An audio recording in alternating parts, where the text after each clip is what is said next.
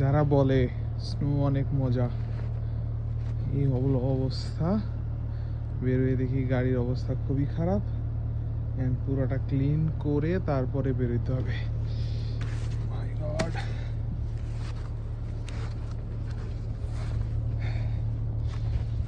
Snow মানুষের অনেক মজা লাগে। এখন আসলে তাদেরকে কি বলে বোঝানো যায় যে ভাই, জীবনটা অর্ধেক প্যারাময় হয়ে যায় শুধুমাত্র স্নো ক্লিন করতে করতে। সকালবেলা উঠে স্নো ক্লিন করা যে কি পরিমাণ প্যারা, এটা তো আপনারা বুঝবেন না রে ভাই।